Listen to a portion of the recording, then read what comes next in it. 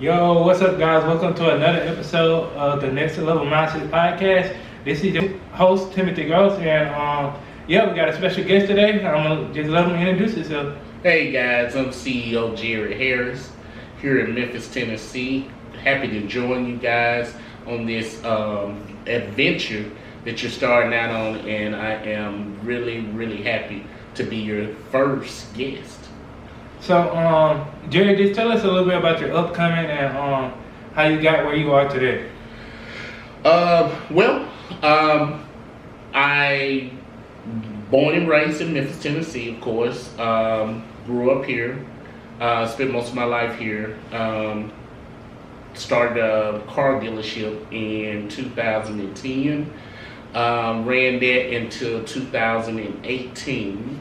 So I had strong 8 years in the car industry. Running the car industry, the buys, the sales, the financing, and that ran very good for 8 years. And I grew kind of weary of the business. It changed a lot, and as a lot of things do. And I joined real estate through a friend of mine, and I went in as his acquisitions manager, National Home Buyers, about 3 years ago now. A little bit, right at 3 years now. And since then, I've pretty much exploded in the real estate game. 119 wholesale deals, 60 fix and flips, and I have bird 6 properties, which means I brought them, rehabbed them, refinanced them, and I'm renting them out, and so. So, how do you feel like being in the car industry? How do you feel like they helped you when you got into real estate? Well, me having a car dealership, it actually taught me a lot about financing. I'm not going to say so much about cars. Cars are easy to learn. It taught me a lot about the financial industry, how to put deals together, what banks look for, the different tiers of credit, how to present a deal, how to present yourself. What made you first get started and getting into cars? Was you always an entrepreneur, or did you start off at a job or something? I did. I started out in a financial institution, actually. Yeah. I started out in financing in Stevenson and Son in Arkansas, and basically learning the financial bridge of mortgages, and that company sold secondary mortgages for FHA and things like that. So I got into the house game early, and I learned the financing on how they move paper and sell secondhand paper. And then I went on to get into the car industry, and then later bounced back to the real estate industry. But I started out there in the early 2000s, I would say 2006, and I think I stayed there 2009. But I learned a lot there about financing. I think anything in business where we suffer a lot is, a lot of us may know how to run their business. You can get if you love cars, you can pretty much make the business. It's making numbers, finding out how to preserve yourself in the business, find out how to find the finances you need to run your business, keep your business afloat, slow times, slow periods, different ways to sell cars. You might just park them at your lot to sell them, but now the internet is so high friendly, you can sell more cars. I've sold more cars out of state than I think I have in my own state, within a 500-mile radius. So I've learned a lot through different sectors of going through financial knowledge and venturing out to start my own business. And I think that's what made me so successful, is I understand numbers. You can sit me in front of numbers, in front of charts. I understand syndicates. I understand how funds are created. I understand how money is raised. I understand the return that people want to see on their money. Not only do I know that, I have the experience to get the job done. Yeah, I feel like that's good that you started in the car industry, started up, because it's kind of helped you when you got into real estate. That's why when I tell people, like, if you get like a 9 to 5, you should get like something that can help you in the future or a skill that like Right. you use like sales or tech or something like that. So you can eventually turn it into a business, so you won't have to like worry about your 9 to 5, but you're still developing those skills for the future. So how do you feel like the market has changed when you first got in it to now? Oh, the market has changed tremendously, guys. Of course, like I said, I came in around 2006 to 2009. I came out during the bubble when the market was just crashed due to what we call tainted paper, or back then we were doing stated income loans. Stated income means you just told us what you made and we put you in the house. We didn't verify anything. We didn't do the 1056T verification form where you go to the IRS and we actually see if that's what you filed in taxes and that's what you make it. So it caused the uproar. The market shifted then, and of course now we know it's shifting again with interest rates getting higher. The Fed raising to try to slow down and bring in inflation, to try to slow down the spending power of the people, so we can kind of sustain a better, I guess you could say, a better economy. So that's where it's coming in a little different now. One of my friends was dropping a little knowledge earlier today on tips on Facebook, Instagram, where a $250,000 house just 4 months, 5 months ago, you could get it with a 2.5 interest rate, and your all-in will be around $900. Now the base interest rate is around 7.75, and that same house, $250,000, your house note is around $1,700. So it's killing the buying power, and he was telling that because he runs a financial institution that loans money. So you want to be smart when you're out here flipping these houses, because that's what my main objective is, to buy them, to turn them over to people who are looking to purchase a home or an investor that's looking to rent one out. Now you have two different models on that tip. On a person that's coming into a home as a retail owner, that means they're going to the bank, they get an FHA or conventional loan, and they're coming into that house to live. Well, that way, I'm putting love in that house. I'm buying it. Of course, it may look horrible when I get it.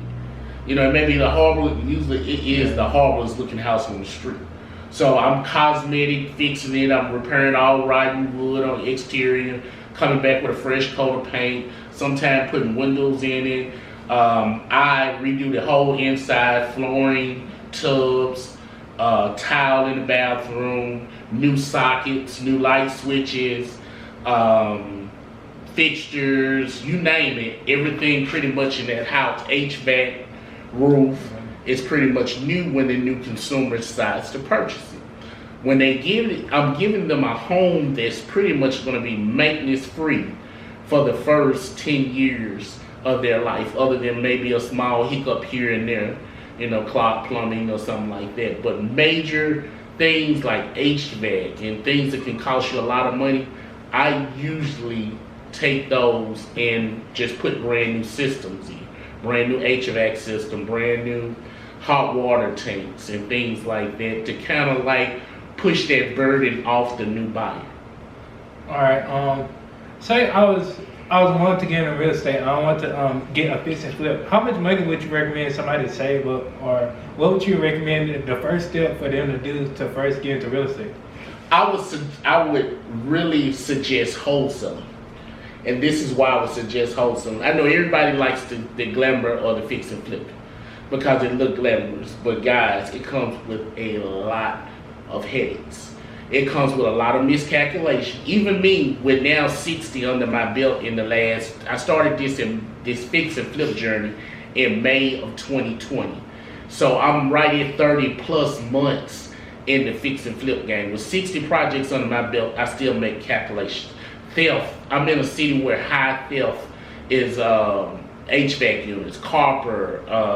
Matter of fact, I just did a turnkey investment where we sold it on the 21st, and they broke in and they took the blower, off the HVAC, the condenser cooler, and they cut the carpet line from from the outside all the way to the inside, just for the carpet. Now this is going to cost me about $2,500 to get fixed. They probably received about $100 to $150 off of it, if that much, off the stuff that they cost me. But you have to calculate in theft, you have to calculate in break-ins, you have to calculate in problems you don't see, plumbing, things like that when you're doing fix and flips. Wholesaling is where I started at in myself. I'm just not telling you something that I didn't do. I did wholesaling for almost a year and a half before I got into the fix and flips. And what I did with wholesaling, I found good deals.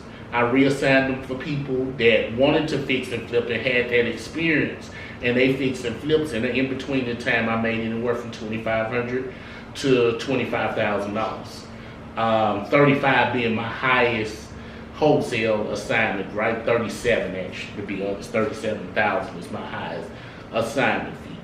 But I just found these deals, and usually I started out with a VA, started out pulling lists, started out cold calling, still do these things now. But most of the difference between then and now, I keep most of my deals. I don't wholesale them out. I made wholesale this year. I wholesale 35 now. I was set at 32 for a long time, and usually it's like double that, on the wholesale side. But I've kept majority of my wholesale deals. But I would suggest everybody to start out with wholesaling. It's a low-end budget. You can get software called PropStream, which is about $100 a month. You can get you a Mojo Dollar, which is another $100 a month. You can pull your list from PropStream, which is 5,000 leads a month for free, which is that $99 consignment. And you can get you a VA for $4 to $6 to start calling those leads and bang them out until you pull you 1 or 2 good deals out. Once you pull you 1 or 2 deals out, then you lock them up under contract. You got a deal for what they want to sell for. You want to get your max allowable offer, which is always, I try to say, between 60 and 65% of price value. You're going to sell it to me or somebody like me for 70%. Sometimes you get away with 75%. Now the market is kind of iffy, so people are back down to the regular numbers. People was paying 80 cents on the dollar just 2 months ago. So you're going to find a house, example, $100,000. You're going to try to lock it up for 60 to 65,000. You're going to sell it to me from anywhere from 70 to 72.5, and I'm going to lock it up. You're going to make the difference, which is anywhere from $5 to $7 grand. And on to the next. You don't have any worry about headaches, break-ins, or anything like that. You collect your $7,000 at closing, and I go in and I do the rehab and take all the risks of whatever comes along with it. All right, it's pretty good. The last couple of years, wholesaling has become like super popular on social media.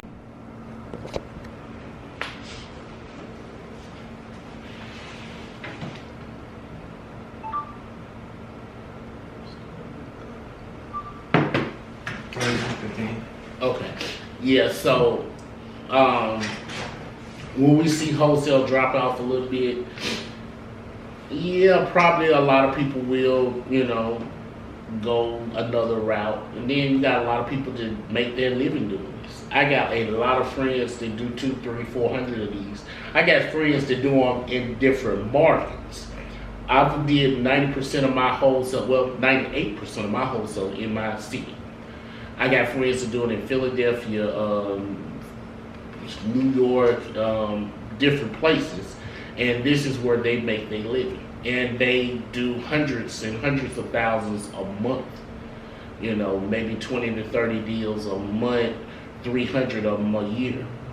Yeah. So it's still going to be the place to go. It's still the place to be. It's kind of hard when you first getting started. For us, boots on the ground, different, especially if you're doing different states, different cities. You're going to have to do a lot of JVs, which is still fine. You're sharing the profit, but you're learning in the process, and you're building cash buyer lists. Of course, now everything is on the internet. Every time somebody buys a property, it goes into a national database, which you'll be able to see So it is easier to get cash buyers. It's easier to hire people to research you, cash buyers in that state. And it's not as hard as most people think it is, but it is some work, and that usually deters a lot of people hard work. So, how do you balance work and your personal life? Whoa. That's hard. That's extremely hard, guys. Because as an entrepreneur, you really never turn off entrepreneur. It's there. You're gonna always have problems. It's gonna always be something to pop up. It's gonna always be a 6:30 issue. And when you got kids, as I do, all small, from 3 to 14, it's basketball, it's Boy Scouts, it's ballet, it's always something. So life is a challenge as an entrepreneur. At a 9 to 5, I tell people all the time, most people say, well, we envy you because, you can make $100,000 a month. But what comes with that $100,000 a month? Or what comes with that $150,000 that I made that month? Is how much time I've sacrificed. I could go to a 9 to 5 and after I clock out, I ain't got to worry about nothing else. I ain't got to worry about nothing because they got people to worry about these things for me. But when you're your own business owner, you have to worry about break-ins. You have to worry about dropping this brand new central argument in this property that costs you $5,000. Will it be there in the morning once you pull back up? You have a lot of things. Not only that, you have to worry about your family. Are you going to be able to provide for them? Or, and then after a certain while, that fear goes away, providing for them. And it's just the point of you being able to supply your time with their time, with entrepreneur time. And it's always, and guys, I'm 90% always busy, and would do 100% if I didn't have to give so much to making sure my family was okay. Because I have tons of podcasts that call me. I have tons of people that wants me to come speak at events. I turn down a lot of stuff because I have to be at home with my family. It's very understandable. Yeah. I feel like a lot of people, like, they don't see like what really goes into those deals, and what you get. All they see is the $100,000 deal, Mm-hmm. but they don't see those long hours and what you sacrifice. I feel like that's one of my flaws when I first started out, like, into entrepreneurship. Mm-hmm. I like on social media, a lot of people, like, they only show the stuff they get, but you never see like what it really took, like, behind the scenes, and what they sacrificed. Like, I feel like I seen a video, it says it really takes sacrifice. So, like, if that's your time, money, like, success really going to take. Yeah. What do you feel like? Who's impacted you the most on your journey? That's a lot of people. I learned a lot from various people along my way that comes in, and it's not all been real estate. It's just been how to do different things different. Mentorship, M500, you got a great mentorship that teaches you about finance and creative, do credit cards and being able to manufacture, spend, and all these things, which are a little bit different from real estate, but that's a great mentorship. The Grant Cardone's mentorship was great. It's just been so many people. I don't want to just get because I forget. Yeah. Greg Parker, Big Business. So many people have poured into me that it's just it's astronomical, guys. We take life really, we do for a disadvantage for the things that we go through, because I have a lot of people reach out to me. I mean, I've dealt with the guy Caesar that deals with the guy on the morning show, Breakfast Club, the light skinned guy. What's his name? The deal in Breakfast Club. I can't even remember his name. And I get a lot of people that well known in the business that I call and say, hey brother, I watched this, and somebody told me, hey, look out for Jared, CEO Jared Harris, he killing it down there in Memphis. and I liked you on, followed you on IG, and I just want to say, man, you killing it, and keep up the good work. To get a phone call like that out of the blue, guys, from people who got 5,000 doors, of doing 1,000 deals a year, it's just mind blowing that somebody mentioned you to somebody else and they watched you. And that's the reason why I always try to give my best, because you never know who's watching. I had a person that reached out to me that actually starts funding companies, hedge funds and stuff like that, and wanted to do some syndicated deals with me. Syndicated deals is they put up the money, I do the return. And you just, I mean, it's not that we put our business out to get people to say, ooh, they making $100,000 a month, $150,000, because everybody ain't making what they say they make. I'm just 100% honest. You know, that's the reason why I don't mind showing bank statements and so on, because it's a lot of catfishing going on out here. And people will tell you anything to get your money. But it's a lot of great people that's making great money out here in this business, and they're sharing, and it's a close-knit community. Now, it's one of those communities where, hey, you know, I'll spend a couple $100,000, and I mean a couple, probably around about $300,000 now in education with different people. You know, some people say, well, you paid 30 grand to get in this room? Yes, I paid 30 grand. I paid 25 grand. I paid 30 grand to learn how to wholesale. I paid $5,000 to get there, to get in the room, and then I had an upsell of 25 grand. So I paid 30 grand, but that 30 grand that I have invested brought me 119 closed wholesale deals. And it got me into fix and flipping, and it made me a multi-millionaire just by investing that 30 grand. Yeah, I feel like a lot of people don't understand how powerful networking can be. How getting your name in the room, talking to people, even if you got to pay that price, it's going to be other people in that same room that paid that same price you did, and you know they invested. So it's very important to invest in yourself starting off. Where do you see yourself probably the next 5 years? Or do you see yourself slowing down, like maybe automating the business, or where do you see yourself being? I would love to automate the business, but Jerry is a hands-on person. Yeah. So I will do a little bit more automation. The next 5 years, my plan is to own 1,000 doors, which means 1,000 rental properties. Still do fix and flip, but I'm going to move more into new construction and buying land and selling them as investor-ready, built for investors. I'm not going to go so much into it for homeowners. Memphis is a big city that's 69% investment population, which means 69% of people rent than people actually buy and own. So I'm going to move toward that model. I'm buying little lots as we go, and they're accumulating. And 5 years from now, I'm planning on owning 1,000 doors. Maybe around $250,000 a month in residual income, doing various things throughout real estate. So that's my goal.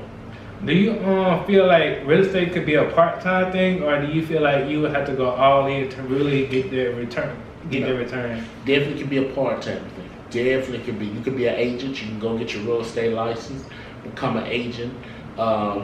Sell an extra 10 houses a year and make you an extra 30 grand, 40 grand, maybe 50 grand. And yeah, it definitely can be part-time. You can wholesale part-time. You can do 2 deals a month, 24 deals a year, and make an extra $100,000. You know what I'm trying to say? Or more, depending on what market you're in. You know, Memphis is a low-end market, but there's some wholesale deals where they get $100,000 signing fee. You know what I'm trying to say? So you got some places where you can go. So yeah, real estate definitely, if you love doing what you're doing, if you if you got another business that you really, really love, but you know that you can do some wholesale, you got a couple of extra 20 hours a month, sure, I would definitely tell you to try your real estate. So how do you feel about door knocking and wholesaling? I know a guy that does it. It works. I did a little door knocking at first. I'm a big person for pulling from delinquent tax sale lists and things like that, delinquent behind lists, but door knocking always works, guys. it's hard for a person to tell you to go to hell in your face. Nah, for real. Yeah. Nah, for real. Yeah, so if you knock on the door and you say, hey, Mr. Johnson, I know you got this house over on Reed Road. It's boarded up, Mr. Johnson. They paid taxes in 5 years. He knows it's going to go up for tax sale. Everybody call him on the phone, tell him they'll give him this. And then they're new to wholesaling, never really done wholesaling. They'll lock it up. He'll be done with 3 of those people. They won't get it sold. Then he won't hear from them no more. And he get kind of pissed off. So you just another person that he feels like is pulling his chain. But if you knock on the door and you face to face with him and he see you as a person, it's going to be hard for him to disrespect you. And he's going to give you more of consideration if you do that. And you'll get more deals done. If you're a door knocker, you'll definitely get more deals done than a cold call. You'll be definitely burning more gas, but you'll definitely get more deals. I feel like was probably like your biggest mistake in real estate or biggest mistake in general, like in entrepreneurship that you had, and how did you come back from that mistake? I don't look at life in mistakes. I look at them as in lessons. You're gonna come back from every lesson. That's just like saying, okay, I'm gonna die. I mess up this $100,000. This is a lesson, guys. Everything that happens, it's just like playing football or whatever. If you're down 2 touchdowns, you got to figure out what's making you lose the ball, lose control, not get where you need to get to the goal line, and then reconfigure yourself. Don't look at it as mistakes. I guess that's the reason why I have done different in life. I don't look at it as a mistake. If I brought this house and it took me 5 months to sell in this area, you know what it taught me? Don't buy houses in the area no more. You know what I'm trying to say? Was that a mistake? No. Because what it could have been, I could have brought 4 deals. I could have got a package deal and brought 4 houses that I was paying on in that area at one time. So it's no such thing as a mistake. It's a learning lesson. It's a learning lesson. It's a learning lesson. I ain't gonna cap. I needed it. Yeah, it's a learning lesson. Don't look at life as mistakes. Okay, well, I lost $50,000. I lost $80,000. When I got the business, the guy that got me into the fix and flip side beat me out of 21 grand. He beat me out. He got 5,000 for a mentorship. He beat me out 21,000 because I didn't know the rehab cost. So he overcharged the rehab cost 21,000 to me. So he beat out of a total of 21,000 plus 5,000, 26 grand. He beat me out. Now, was that in that case? Most people would have said, I ain't getting no more mentor. You know, because they ain't going to do you right. They're going to do this, they're going to do that, they're going to do this. No. He charged me 5, the next one I paid 10, the next one I paid 15. I paid a mentor $50,000, Grant Cardone. So, but the rooms they're putting in. Now, was it a mistake or a lesson? Well, he took $5,000 from me, but we went to a lot of events. They put me in a room with the people that learn who to sell to or who will sell my houses quick. Then put me in a room to who's loaning money. And then they put me in a room with other people. So it's just like a network of people. In the 45 to 90 days we were cool, going to these different places, you know what I'm trying to say, with this person. So now, 30 months later, like I say, all this kicked out around April of 2020, right at the tip of COVID, because I think he came in 19. Now, 30 months later, 60 fix and flip deals. Well, was that, most people would say, man, that was a mistake. That was a disaster. No, it was just a setback. It was a lesson. Put me back in the game, coach. I'm going back in. I'm figuring out where they hitting that pocket in. I'm in that pocket. I'm going to hit that pocket. That quarterback ain't coming through. That running back ain't coming back through that pocket on another touchdown. Yeah. I'm going to blitz that pocket. I'm going to. I feel like this how there be the difference between like people that really succeed and the people that stay average, because like how your mindset and how your perspective is you don't see them as losses, you see them as lessons. So I feel like normal people don't think like that. If they, for normal person loss, what do you think was your biggest deal, like fix and flip deal? 80,000. 80. See, how you ran upon that deal? Actually, that deal was brought to me by a guy that say,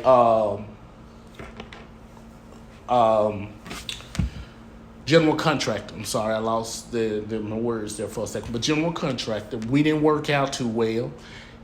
I lost like $8,000 off the deal. It probably would have been about $90,000, $85,000 deal if we wouldn't have lost money. He just really screwed that deal up. I had to go back in and redo floors. Didn't take the advice of somebody who had been doing this for a while. Told me to turn the back end off the house. Made it a 3rd bedroom, which actually helped out the end, but it was a low ceiling room. So it's like if you ever been in them old houses, you know how they add that in. You walk in, the ceiling probably that far from your head. Yeah. And it's not a high ceiling. So it was a lot of stuff, but I made it through. Worst deal ever, really. And that, like I tell you, if you quit, you'll never make it to the finish line. After we got through with the house, 8 months, about 6, 7, 8 months, no, maybe 4 months in, 5 months in, found out the title was messed up. The attorney did the paperwork wrong. Had to sue the people because it wasn't done wrong, so we had to do what we call a quiet title process. Took another 90 days. So after we sold the house, I didn't get my money for about 4 months because we had to do it, just set in the escrow account. So, guys, business would never be easy. You know what I'm trying to say? I know at the level I am at, I know if you talk to somebody like Jeff Bezos, his biggest decision is probably what he want to eat for breakfast because he got hundreds of people to make decisions for him. But when you are a entrepreneur, true entrepreneur, small business owner, you're always working. You're always working. You're always finding something going wrong. It's always something missing. But if you make the best prayer, meditation, every morning, prayer, meditation, synchronizing your body with what the universe has for you, getting your mind right to be prepared for whatever may call that you may receive, that you're going to be okay and you're going to prepare for it, makes your day a whole lot better. It's like preparing yourself for the worst before the worst gets there. So if nothing happens that day, you at the end of the day, you feeling great. Yeah, I feel like I started meditation like 2 weeks ago, and it really helped me because like I feel like a lot of people like they be like me too. I was like stressed and like anxiety. Got pressure on you. Mm-hmm. But when you kind of meditate, you kind of like be in the present moment. Like you have a lot more gratitude for a lot of things that you do have. Exactly. Yeah. They've really been calming my mind for the last few months. Mm-hmm. How do you feel like what's your morning routine look like? Like what do you do when you first get up? Get up, meditate, clear my mind, what I prepare for the day, what I expect out of Jerry. Always get what you expect out of you because you are the key to every door. You are your key to every door. So what you have to do is you have to get up in the morning and get it. It's just like playing football. You know what I'm trying to say? You got to get through the line. By any means necessary, you got to get through that line. And it's fun if you challenge yourself.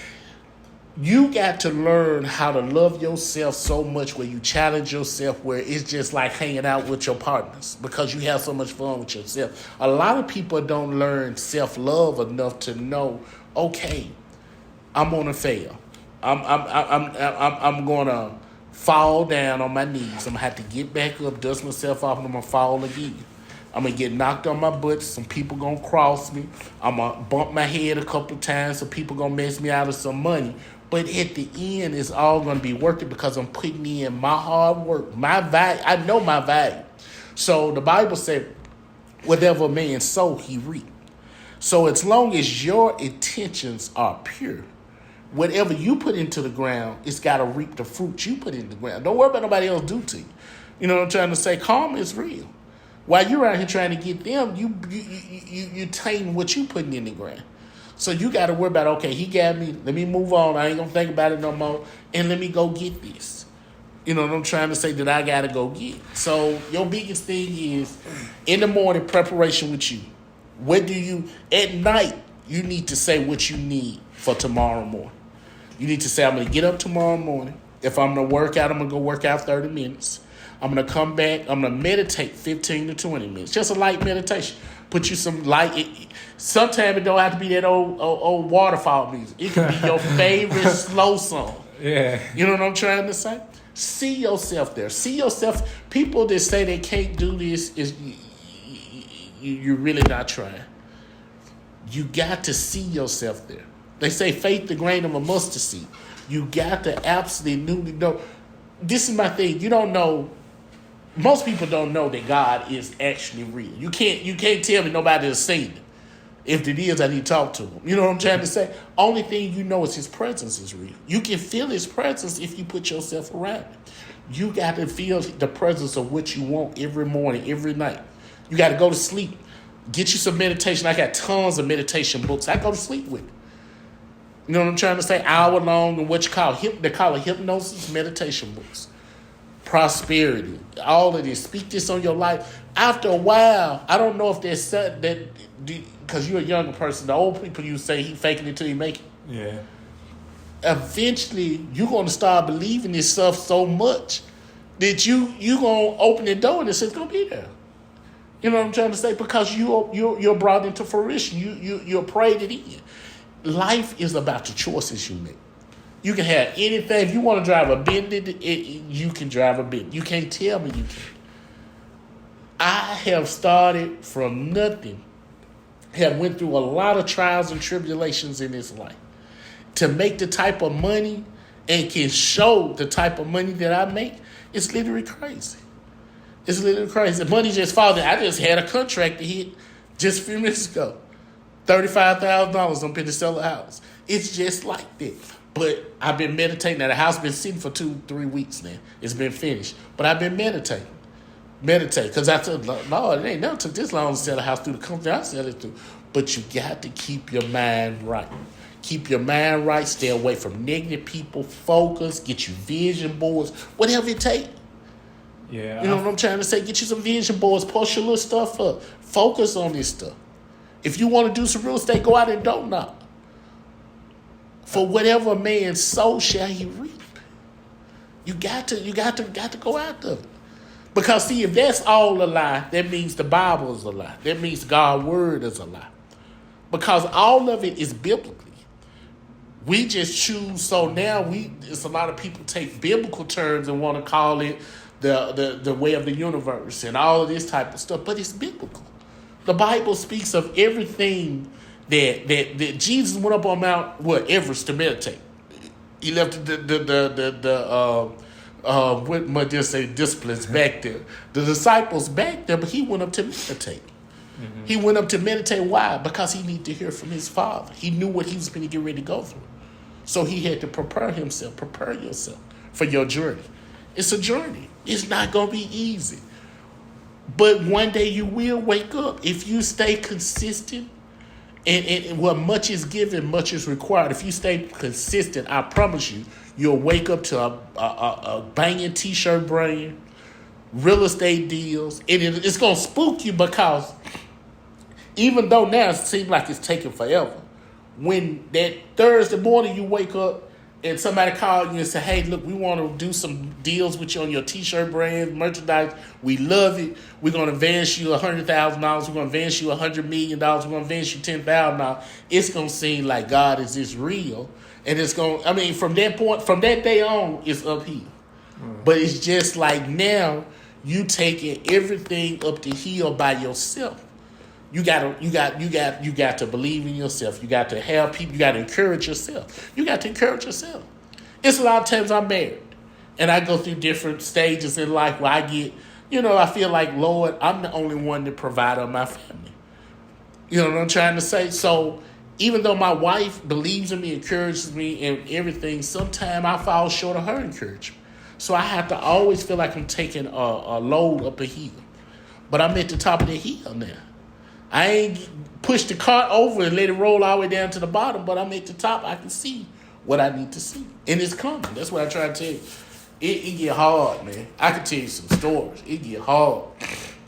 Yeah. But if you stay consistent, just stay. See, if God gave it to you easy, it wouldn't be no respect for it.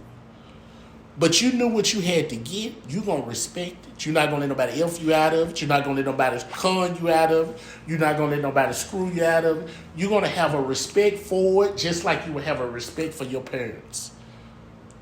Because you knew what you had. It's your baby. You gave birth to it. Before it was you, it was nothing. You know what I'm saying? Nobody thought about it. You know, so like I say, it's one of those type of things. So life is a challenge. Anybody in business, all I can say is stay faithful to yourself. Work on yourself. Don't worry about the people that's going with you. Don't worry about your partner that said he was going to hang in there with you.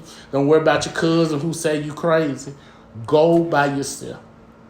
Because the journey is going to be by yourself regardless of whether they're going to be there or not. Because there's going to be a plenty of nights they can't give you an answer to the questions that you're going to ask. It's not. So you have to pray and meditate for them. You have to go to God. Say, God, I believe you for this answer. And he ain't going to give it to you Wednesday. You're going to ask him for it Tuesday night. He ain't going to give it to you Wednesday. He going to give it to you right when you say, okay, I'm about to throw my damn hands up. I can't get this shit to work. Yeah. Then that night before, he going to give it to you. He just want to make sure that you know that you didn't do it. It was nobody but him that gave you that answer. And that's life. Once you figure that out, man, I promise you, no matter what nobody's sitting in your way, you'll be able to climb over it, go under, go around it, go beneath it, whatever. I feel like that's what living alone and moving really taught me how. Because, like, no, like, I had going through a lot. Because, like, my business, like, before I moved out, it wasn't as, it was booming. But towards now, well, the last 3 months, it's been slow. But honestly, going through that, and it really taught me things that when I had the most sales, it didn't teach me. So I feel like a lot of things, like now I'm starting to rethink everything I'm doing, like my marketing, stuff like that. But I feel like if I didn't go through that drought, I wouldn't be thinking like this. Like when you're alone, kind of like you're learning how to find things by yourself instead of looking to other people for peace. Right. Or being and you just said a big word there. Can't nobody give you peace but yourself. Can't nobody forgive you for things that's been done to you but yourself. No matter who done them, you the only person can give you that peace you need. And like you say, it don't feel bad. Everybody's suffering in sales. We're looking at how sales are going down with everybody. But it's a turning point. It's something else. If you quit looking at the lost sales and look at what you can focus on and who's selling.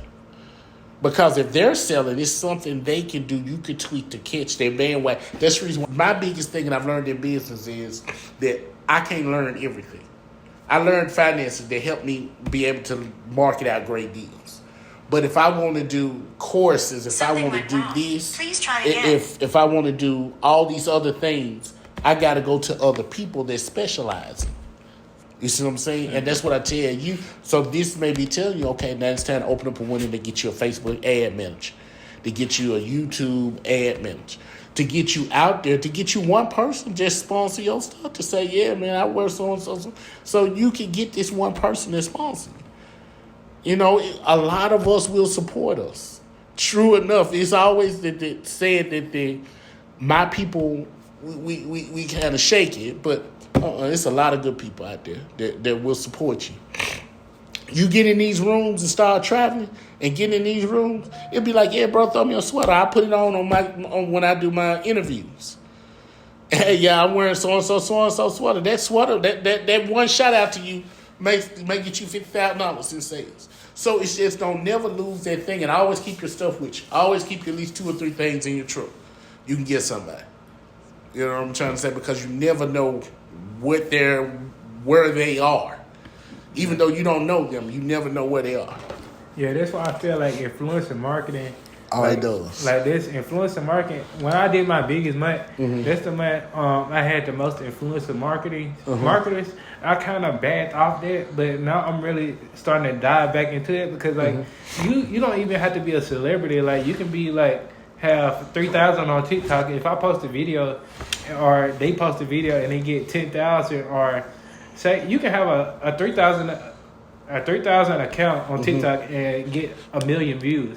So that's why I say it's important to have micro and minor influencers because with TikTok, like it's really like it's a free platform where you can just go and post a lot of videos. So that's why I'm really taking a lot of my time too in learning TikTok and learning how to go viral, learning things like that. And I feel like in the future there'll be things that people want to pay for because TikTok is getting more competitive. And if you know how to use it, I feel like people would pay for it. Like, because a lot of people don't know how to use TikTok.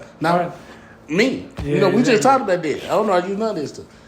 You know what I'm trying to say? And then next year I'm going into a manager. One of the guys, he's been trying to get me to do it, but I was so busy this year trying to put up numbers to get them where I need to be so I feel comfortable.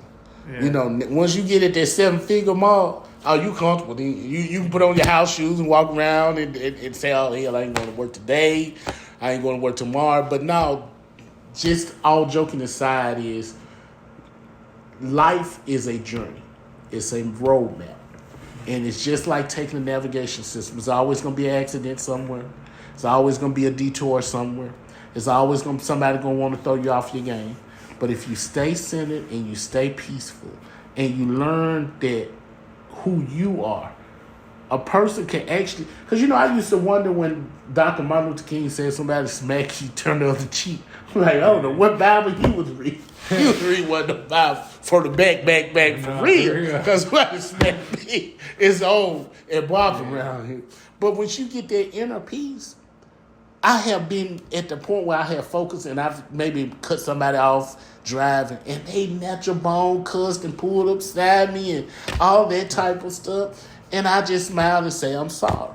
And it didn't bother me at all. You know what I'm trying to say? Once you figure out your inner peace and you get your inner peace together, then I'm telling you, it's just like a vibration. The vibration becomes so much more better. Well, Yeah, it really does. Well, that'll be it for tonight. Y'all like, comment, subscribe, and what's your Facebook? You can tell your Facebook is CEO Jerry Harris. IG is CEO _ Jerry Harris. And Twitter is CEO Jerry Harris 1, the number 1. So you guys reach out, like, follow me. I'm a local real estate investor here in Memphis that do fix and flips, wholesaling. I do answer questions. I'm setting up a Calendly, where people can hop on, and answer me questions about things that you may want to do. I'm going to start doing some Zoom calls once every 2 weeks for people to hop on to ask questions, the best way to get this done, analyzing numbers, where to go and get money from, how do I raise a lot of my money, going into syndicates, raising money for funds, for not only, whatever, to buy businesses and things like that. So guys, stay tuned and may, you continue to be blessed. Yeah, so appreciate you for coming out, getting that first episode in. And we'll see you guys later. All right. Good.